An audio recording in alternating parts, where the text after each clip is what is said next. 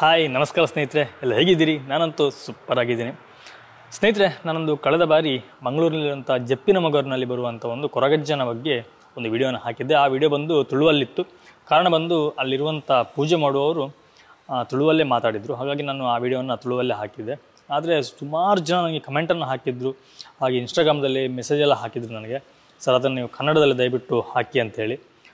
ಹಾಗಾಗಿ ನಾನು ಏನು ಮಾಡಿದೆ, ಕನ್ನಡಕ್ಕೆ ಟ್ರಾನ್ಸ್ಲೇಟ್ ಮಾಡಿ ವಿಡಿಯೋನ ನಿಮ್ಮ ಮುಂದೆ ತರ್ತಿದ್ದೀನಿ.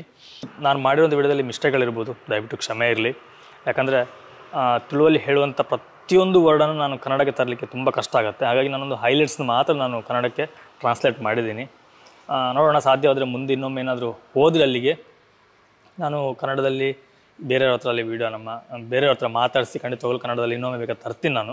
ಬನ್ನಿ ಸ್ನೇಹಿತರೆ, ನಾವಿವತ್ತು ಮಂಗಳೂರಿನಲ್ಲಿರುವಂತಹ ಜಪ್ಪಿನ ಮಗೂರಿನಲ್ಲಿ ಬರುವಂಥ ಕೊರಗಜ್ಜನ ಕ್ಷೇತ್ರದ ಬಗ್ಗೆ ಸಂಪೂರ್ಣವಾಗಿ ಕನ್ನಡದಲ್ಲಿ ತಿಳ್ಕೊಂಡು ಬರೋಣ.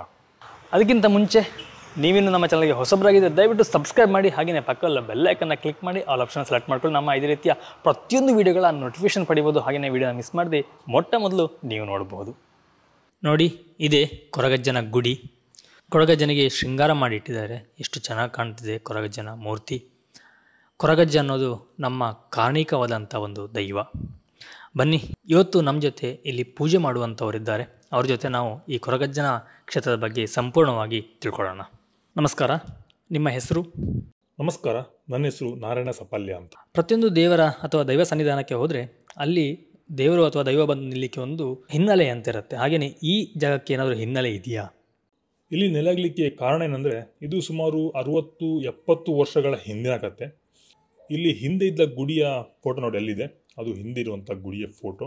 ನಾನು ಚಿಕ್ಕವನಿರುವಾಗ ನನ್ನ ತಂದೆ ದೇವರ ಪೂಜೆಗೆ ಹೋದಾಗ ಅವರಿಗೆ ಅಲ್ಲಿ ದೇವರ ಪ್ರಸಾದ ಕೊಡಲಿಲ್ಲ. ಆವಾಗ ನನ್ನ ತಂದೆ ಮನಸ್ಸಿಗೆ ತುಂಬ ಬೇಸರವಾಗಿ ಅವರು ಮನೆಗೆ ಬಂದರು. ಆ ಸಮಯದಲ್ಲಿ ಇಲ್ಲಿರುವಂಥ ಕೊರಗಜ್ಜ ಅವರ ಹಿಂದೆ ಬಂದು ಇಲ್ಲಿ ನೆಲೆ ನಿಂತಿದ್ದಾರೆ. ಆವಾಗ ನಾನು, ನನ್ನ ಅಣ್ಣ ಮತ್ತು ತಂದೆ ಒಟ್ಟಿಗೆ ಸೇರಿ ಒಂದು ಕಲ್ಲಿಗೆ ಕಟ್ಟೆ ಕಟ್ಟಿದ್ದೆವು. ನಂತರ ಅಜ್ಜನನ್ನು ಇಲ್ಲಿ ನಂಬಿ ಪೂಜೆಯನ್ನು ಮಾಡ್ತಿದ್ದೇವೆ. ಅಲ್ಲಿಂದ ಇಲ್ಲಿಯವರೆಗೆ ವಿಜೃಂಭಣೆಯಿಂದ ಕೋಲ ಸೇವೆ ನಡೀತಾ ಇದೆ. ಇಲ್ಲಿಗೆ ಬರುವ ಎಲ್ಲ ಭಕ್ತರ ಸಕಲ ಕಷ್ಟವನ್ನು ಕೂಡ ಅಜ್ಜ ಕಳೆದಿದ್ದಾರೆ. ಬೇಡಿದವರಿಗೆ ದೊಡ್ಡ ದೊಡ್ಡ ಕೆಲಸಗಳನ್ನು ಸಹ ಮಾಡಿಸಿಕೊಟ್ಟಿದ್ದಾರೆ. ಬೇಡಿದವರ ಮದುವೆ ಕಾರ್ಯ ಇರ್ಬೋದು, ಅಥವಾ ಸ್ವಂತ ಮನೆಯಂತಹ ಕನಸು, ಕಳೆದುಕೊಂಡ ವಸ್ತುಗಳು, ದನ ಕರುವಾಗಲಿ, ಹಾಗೆಯೇ ಮಕ್ಕಳ ವಿಷಯದಲ್ಲಾಗಲಿ ಯಾವುದೇ ಕಷ್ಟ ಇದ್ದರೂ ಕೂಡ ದೂರ ಮಾಡಿಕೊಟ್ಟಿದ್ದಾರೆ ಕೊರಗಜ್ಜ. ನನ್ನ ತಂದೆ ತೀರಿಕೊಂಡ ನಂತರ ನಾವು ಮುಂದುವರಿಸಿಕೊಂಡು ಬಂದಿದ್ದೇವೆ. ಪ್ರತಿ ಸಂಕ್ರಮಣದಂದು ಅಗಿಲು ಸೇವೆ ನಡೆಯುತ್ತೆ. ಪ್ರತಿ ವರ್ಷ ವಿಜೃಂಭಣೆಯಿಂದ ಕೋಲ ಸಹ ಇಲ್ಲಿ ನಡೆಸಿಕೊಂಡು ಬರ್ತಿದ್ದೇವೆ. ಈಗಿರುವಂಥ ಗುಡಿ ಜೀರ್ಣೋದ್ಧಾರವಾಗಿ ಸುಮಾರು 5 ವರ್ಷ ಕಳೆಯಿತು. ಇಲ್ಲಿ ಕೊರಗಜ್ಜ ನೆಲೆಯಾಗಿ ಎಷ್ಟು ವರ್ಷ ಆಯಿತು? ಇಲ್ಲಿ ಕೊರಗಜ್ಜ ನೆಲೆಯಾಗಿ ಸುಮಾರು 60-70 ವರ್ಷ ಕಳೆಯಿತು. ನಾನು ಸಣ್ಣವನಾಗಿದ್ದರಿಂದ ಇಲ್ಲಿದೆ. ನನ್ನ ತಂದೆ ಹೇಳಿದ ಹಾಗೆ ನಾನೇ ಇಲ್ಲಿ ಕಲ್ಲು ಹಾಕಿದ್ದು. ಅಲ್ಲಿಂದ ಇಲ್ಲೇ ನೆಲೆಯಾಗಿದ್ದಾರೆ ಕೊರಗಜ್ಜ. ಕಲ್ಲಿನಲ್ಲಿ ನೆಲೆಯಾಗಿ ನಿಜವಾಗಿ ಅಜ್ಜನಿಗೆ ಕಟ್ಟೆ ಕಟ್ಟಿ ಕಲ್ಲು ಹಾಕಿ ನಂಬುವುದು ಒಂದು ವಾಡಿಕೆ. ಅವನಿಗೆ ಗುಡಿ ಕಟ್ಟಿ ಕೋಲ ಕೊಡುವುದಲ್ಲ, ಕಟ್ಟೆಯಲ್ಲೇ ಕೊಟ್ಟರೆ ಅವನಿಗೆ ಖುಷಿ. ಅಜ್ಜನಿಗೆ ಹರಗೆ ಕೊಡುವುದು ಕೂಡ ಬೀಡ, ಚಕ್ಕುಲಿ ಮತ್ತು ಶೇಂದಿ. ಇದರಲ್ಲಿ ಶೇಂದಿ ಕೊಡಬೇಕಂತ ಏನೂ ಇಲ್ಲ.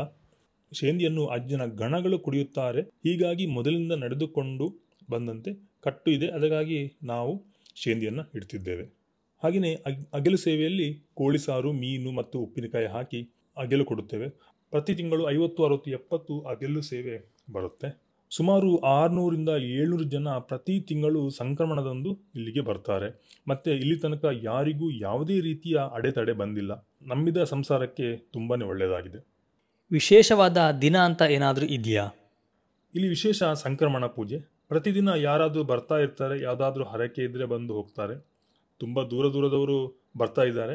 ಮತ್ತು ವಿಶೇಷ ಅಂದರೆ ಕೋಲ ಅಂದರೆ ಬೆಳಗಿನ ಜಾವ ತನಕ ಕೋಲ ಇರುತ್ತೆ. ಅವತ್ತು ತುಂಬ ಜನ ಇಲ್ಲಿಗೆ ಬರ್ತಾರೆ. ನಮಗೆಲ್ಲ ಗೊತ್ತಿರುವ ಹಾಗೆ ಕೊರಗಜ್ಜ ಅಂದರೆ ತುಂಬ ಕಾರಣಿಕವಾದಂಥ ಒಂದು ದೈವ. ಹಾಗೆಯೇ ಇಲ್ಲಿ ಯಾವುದಾದ್ರೂ ವಿಸ್ಮಯಗಳಾಗಿದೆಯಾ? ತುಂಬ ಜನರ ಜೀವನದಲ್ಲಿ ವಿಸ್ಮಯ ನಡೆದಿದೆ. ತುಂಬ ಜನರ ದೊಡ್ಡ ದೊಡ್ಡ ಕೆಲಸಗಳು ಸಹ ಆಗಿದೆ. ಅದರಲ್ಲಿ ಒಂದು ಘಟನೆ ಅಂದರೆ, ಕಳೆದು ಹೋದ ಚಿನ್ನ ತಿಂಗಳುಗಟ್ಟಲೆ ನಂತರ ಸಿಕ್ಕಿದೆ. ಹಾಗೆಯೇ ಇಲ್ಲಿಗೆ ಬಂದವರು ಅಜ್ಜನ ನೂಲನ್ನು ಕೇಳ್ತಾರೆ. ನಾನು ತುಂಬ ಜನರಿಗೆ ಕೊಟ್ಟಿದ್ದೇನೆ. ನಾನೇನು ಮಂತ್ರವಾದಿಯಲ್ಲ, ದೈವದ ಹತ್ತಿರ ನೂಲನ್ನು ಇಟ್ಟು ಕೊಡುತ್ತೇನೆ. ನನ್ನಲ್ಲಿ ಶಕ್ತಿ ಏನೂ ಇಲ್ಲ. ಅಜ್ಜನಲ್ಲಿ ಬೇಡಿಕೊಂಡು ನೂಲನ್ನು ಅವರಿಗೆ ನಾನು ಕೊಡ್ತಿದ್ದೇನೆ. ಅವರಿಗೆ ಸರ್ವ ಕಷ್ಟಗಳು ದೂರವಾಗಿದೆ. ಅದೇ ಅಲ್ವೇ ಕೊರಗಜ್ಜನ ಕಾರಣಿಕ ಅಂದರೆ. ಈ ವಿಡಿಯೋನ ನೋಡಿ ದೂರದಿಂದ ಇಲ್ಲಿಗೆ ಬರ್ತಾರೆ. ಅವ್ರು ಬರಬೇಕಾದ್ರೆ ಇಲ್ಲಿ ಅಡ್ರೆಸ್ನ ಒಂದು ಸರಿಯಾಗಿ ಹೇಳ್ಬೋದಾ? ದೂರದ ಊರಿನಿಂದ ಬೆಂಗಳೂರಿನಿಂದ ಸಹ ಇಲ್ಲಿಗೆ ಜನರು ಬರ್ತಾ ಇದ್ದಾರೆ.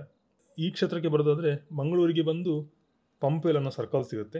ಅಲ್ಲಿಂದ ಕೇರಳ ಹೈವೇಲಿ ಬಂದರೆ ಜಪ್ಪಿನಮೊಗರು ಬೈದ್ಯನಾಥ ದ್ವಾರ ಸಿಗುತ್ತೆ. ಅಲ್ಲಿಂದ ಒಳಗೆ ಸೀದಾ ಬಂದರೆ ಕೊರಗಜ್ಜನ ಕಟ್ಟೆ ಸಿಗುತ್ತೆ. ಜಪ್ಪಿನಮೊಗರು ಶಾಲೆಯ ಹತ್ತಿರ ಯಾರು ಸಹ ಕೇಳಿದ್ರು ಹೇಳ್ತಾರೆ. ಅಜ್ಜನಿಗೆ ಬೀಡೆ ಚಕ್ಕುಲಿ ಎಲ್ಲ ಯಾಕಿಡ್ತಾರೆ ಅಂತ ನಿಮ್ಗೆ ಏನಾದ್ರು ಗೊತ್ತಾ? ಅದು ಮೊದಲಿಂದ ನಡೆದುಕೊಂಡು ಬಂದಂಥ ಪದ್ಧತಿ. ಅಜ್ಜನಿಗೆ ಬೆಳ್ಳಿ ಬಂಗಾರ ಬೇಕಾಗಿಲ್ಲ. ನನ್ನ ಸೇವೆಯನ್ನು ಕೈಲಾದ ಮಟ್ಟಿಗೆ ಮಾಡಿ ಅನ್ನೋದು ಅಜ್ಜನ ಆಸೆ. ಹಾಗಾಗಿ ಚಕ್ಕುಲಿ ಬೀಡ ಇಡೋದು ಒಂದು ಪದ್ಧತಿ. ಇತ್ತೀಚೆಗಷ್ಟೇ ಕಾಂತಾರ ಫಿಲಂ ಬಂತು. ಇದನ್ನು ನೋಡಿದ ನಂತರ ಹೆಚ್ಚಿನ ಜನರಿಗೆ ಗೊತ್ತಾಗಿದೆ ಈ ದೈವಗಳ ಬಗ್ಗೆ ಎಲ್ಲ. ಇದ್ರ ಬಗ್ಗೆ ನೀವೇನಂತೀರಿ? ಹೌದು, ಅದು ಬಂದ ನಂತರ ಹೆಚ್ಚು ಜನರು ಬರ್ತಾ ಇದ್ದಾರೆ. ದೈವದ ಬಗ್ಗೆ ನಂಬಿಕೆ ಮತ್ತು ಕಾರಣಿಕ ಜನರಿಗೆ ಗೊತ್ತಾಗ್ತಾ ಇದೆ. ಇಲ್ಲಿಗೆ ಯಾರೇ ಬರಲಿ ಅವರಿಗೆ ನಾವು ಇಲ್ಲಿ ಕರಿಗಂಧ ಕೊಡುತ್ತೇವೆ. ಈ ಕರಿಗಂಧ ಹಿಡಿದುಕೊಂಡು ಹೋದರೆ ಅವರ ಅಂದುಕೊಂಡ ಪ್ರತಿಯೊಂದು ಕೆಲಸ ನಡೆಯುತ್ತೆ. ಆ ಕೆಲಸ ಗ್ಯಾರಂಟಿ ಅಂದರೆ ಗ್ಯಾರಂಟಿ ಆಗುತ್ತೆ. ಪ್ರಸಾದ ಕೊಡುವಂಥ ನಾವು ಕೂಡ ಒಳ್ಳೆಯ ಮನಸ್ಸಿನಿಂದ ಒಳ್ಳೆಯ ಧರ್ಮದಲ್ಲಿ ಕೊಟ್ಟರೆ ಒಳ್ಳೆಯದಾಗುತ್ತೆ. ತುಂಬ ಧನ್ಯವಾದಗಳು ನಿಮಗೆ. ಇಷ್ಟು ಹೊತ್ತು ನಮಗೆ ಈ ಕ್ಷೇತ್ರದ ಬಗ್ಗೆ ಸಾಕಷ್ಟು ಮಾಹಿತಿನ ನೀಡಿದಿರಿ. ನಮ್ಮ ನಾಲಿಗೆಯಲ್ಲಿ ಅವನು ಹೇಳಿಸುವುದು, ನಾವೇನು ಹೇಳಿಲ್ಲ. ಸ್ನೇಹಿತರೆ, ನೋಡಿದ್ರಲ್ಲ, ಇದಿಷ್ಟು ನಮ್ಮ ಜಪ್ಪಿನಮೊಗರಿನ ಕೊರಗಜ್ಜನ ಕ್ಷೇತ್ರದ ಒಂದು ವಿಶೇಷವಾಗಿತ್ತು. ಈ ವಿಡಿಯೋ ನಿಮಗೆ ಇಷ್ಟ ಆಗಿದೆ ಅಂದ್ಕೊಳ್ತೀನಿ. ಇಷ್ಟ ಆಗಿದೆ ಒಂದು ಲೈಕ್ ಕೊಡಿ, ಹಾಗೆ ಚಾನಲ್ಗೆ ಸಬ್ಸ್ಕ್ರೈಬ್ ಮಾಡೋದನ್ನ ಮರಿಬೇಡಿ. ಹಾಗೆಯೇ ಕಳೆದ ಬಾರಿ ಉಡುಪಿಯಲ್ಲಿರುವಂಥ ಶಿವಪುರ ಅನ್ನೋ ಒಂದು ಊರ ಹತ್ರ ಬರುವಂತಹ ಮುಳ್ಳುಗುಡ್ಡೆ ಅನ್ನೋ ಗ್ರಾಮಕ್ಕೆ ಸಹ ಹೋಗಿದ್ದೆ. ಅಲ್ಲಿ ಸಹ ಒಂದು ಕೊರಗಜ್ಜನ ಕ್ಷೇತ್ರ ಇದೆ. ಆ ವಿಡಿಯೋನು ಸಹ ನಾನು ಹಾಕಿದ್ದೀನಿ. ಆ ವಿಡಿಯೋ ನೋಡಿಲ್ಲ ಅಂತಂದರೆ ಅದನ್ನು ನಾನು ಐ ಬಟನ್ ಕೊಟ್ಟಿರ್ತೀನಿ, ಹಾಗೆ ಡಿಸ್ಕ್ರಿಪ್ಷನ್ಸಲ್ಲಿ ಲಿಂಕ್ ಕೊಟ್ಟಿರ್ತೀನಿ, ನೀವು ಅಲ್ಲಿ ಸಹ ಅದನ್ನು ನೋಡಬಹುದು. ಆ ವಿಡಿಯೋದ ಬಗ್ಗೆ ಸಹ ನನಗೆ ತುಂಬ ಕಮೆಂಟ್ಗಳು ಬಂದಿದೆ. ಅಲ್ಲಿ ಬಂದಿರೋ ಕಮೆಂಟ್ಗಳು ಏನು ಅಂತಂದರೆ ಅಲ್ಲಿ ಅವರ ಕಾಂಟ್ಯಾಕ್ಟ್ ನಂಬರ್ ಕೊಡಿ ಅಂತ ಹೇಳಿದ್ದಾರೆ. ಹಾಗೆ ತುಂಬ ಜನ ಹಲವಾರು ಕಷ್ಟಗಳನ್ನ ಹೇಳ್ಕೊಂಡಿದ್ದಾರೆ. ನಾನು ನೆಕ್ಸ್ಟು 23 ತಾರೀಕಿಗೆ ನನಗೆ ಅಲ್ಲಿ ಹೋಗಲಿಕ್ಕಿದೆ. ಆವಾಗ ಹೋಗಿ ನಾನು ಅಲ್ಲಿ ಕಾಂಟ್ಯಾಕ್ಟ್ ನಂಬರ್ ತಗೊಂಡು ನಿಮಗೆ ಕಾಂಟ್ಯಾಕ್ಟ್ ನಂಬರ್ ನಾನು ವಿಡಿಯೋ ಮುಖಾಂತರನೇ ಕೊಡ್ತೀನಿ. ಹಾಗೆಯೇ ಕೆಲವೊಂದು ಪ್ರಶ್ನೆಗಳು ಸಹ ಉಳ್ಕೊಂಡಿದೆ. ಆ ಪ್ರಶ್ನೆಯೂ ಸಹ ನಾಡ್ದು ಹೋಗಿ ಅವ್ರ ಹತ್ರ ಕೇಳಿ ಅದನ್ನು ಸಹ ಸಾಲ್ವ್ ಮಾಡ್ತೀನಿ. ತುಂಬ ಜನ ತುಂಬ ಕ್ವಶನ್ಗಳನ್ನ ಕೇಳಿದ್ದಾರೆ. ಹಾಗೆಯೇ ನಿಮ್ಮದೇನಾದರೂ ಕ್ವಶನ್ಗಳಿದ್ದರೆ ದಯವಿಟ್ಟು ನನಗೆ ಕಮೆಂಟ್ ಬಾಕ್ಸಲ್ಲಿ ತಿಳಿಸಿ. ನಾನು ನೆಕ್ಸ್ಟ್ ಹೋದಾಗ ನಾನು ಖಂಡಿತವಾಗ್ಲೂ ಆ ಕ್ವಶನಿಗೆ ಸಹ ನಿಮಗೆ ಆನ್ಸರ್ ನಾನು ಅವ್ರ ಹತ್ರನೇ ಕೊಡಿಸ್ತೀನಿ. ಸ್ನೇಹಿತರೆ, ಈ ಕ್ಷೇತ್ರಕ್ಕೆ ತುಂಬ ಈಸಿಯಾಗಿ ಬರ್ಬೋದು. ಪಂಪೆಲ್ ಅನ್ನೋ ಸರ್ಕಲ್ ಬರುತ್ತೆ. ಪಂಪೆಲ್ ಸರ್ಕಲಿಂದ ಸ್ವಲ್ಪ ನಾವು ಕೇರಳ ಹೋಗೋ ಹೈವೇಲಿ ಸ್ವಲ್ಪ ಮುಂದೆ ಹೋದರೆ ಸಾಕು. ಅಲ್ಲಿ ಲೆಫ್ಟ್ ಸೈಡಲ್ಲಿ ಒಂದು ದ್ವಾರ ಬರುತ್ತೆ. ಆ ದ್ವಾರದೊಳಗೆ ಹೋದರೆ ಕೊರಗಜ್ಜನ ಕಟ್ಟೆ ಎದುರೇ ಹೋಗುತ್ತೆ ಆ ರೋಡು.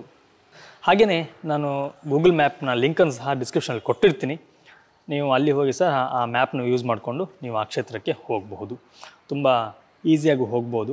ಹಾಗೆಯೇ ಕೊರಗಜ್ಜನ ದರ್ಶನವನ್ನು ಸಹ ನೀವು ಪಡಿಬಹುದು. ಓಕೆ ಸ್ನೇಹಿತರೆ, ಇದಿಷ್ಟು ಕೊರಗಜ್ಜನ ಕ್ಷೇತ್ರದ ಒಂದು ವಿಡಿಯೋ ಆಗಿತ್ತು. ನಾನು ನಿಮಗೆ ಮುಂದಿನ ವಿಡಿಯೋದಲ್ಲಿ ಸಿಗ್ತೀನಿ. Thank you. ಬಾಯ್. ನಮಸ್ಕಾರ.